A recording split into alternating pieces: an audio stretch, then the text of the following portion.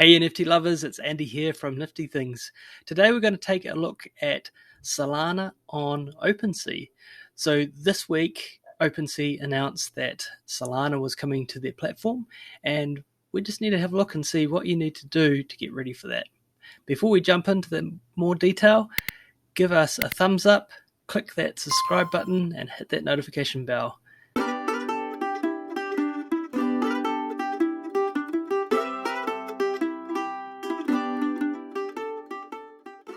So the news came out a couple of days ago that Opensea would be supporting Solana as one of their blockchains on their marketplace.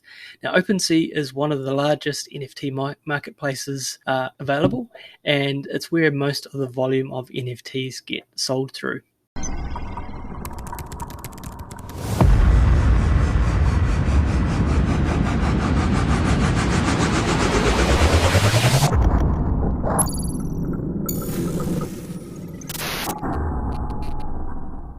All we know so far is it's April 2022 that Solana will become available on Opensea.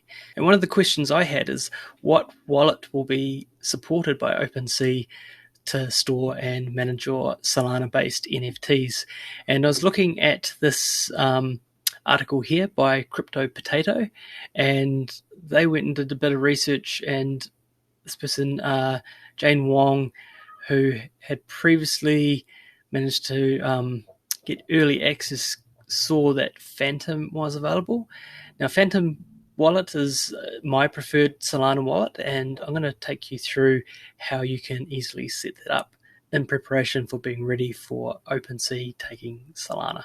So Solana uses a proof of history mechanism for its blockchain, which means that it's a lot quicker and a lot more environmentally friendly than the Ethereum equivalent. So a lot of people use Solana because it's better for the environment, because it uses less power, which therefore uses less resources and therefore is a bit more carbon neutral.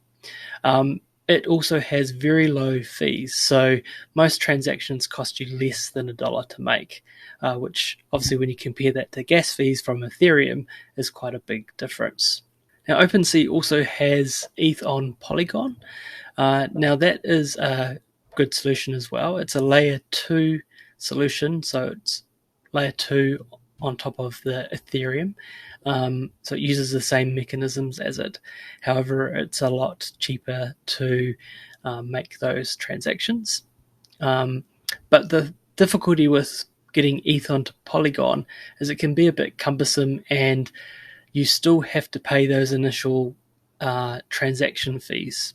Whereas Solana is nice and easy in that you can purchase it directly from an exchange and send it through to your Phantom wallet, or buy it directly within your Phantom wallet, and it just makes the cost of purchase a lot cheaper.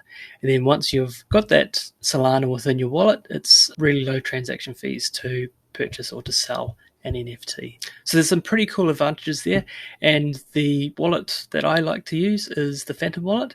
Now that's the wallet which looks to be the one that's going to be integrating with Opensea if the rumors are true, and it's a pretty easy setup. We just come to phantom.app, click on download, but you can come here and choose your desktop browser. So we're going to choose Chrome, and it will give us a Chrome extension. We can add that to Chrome, add extension,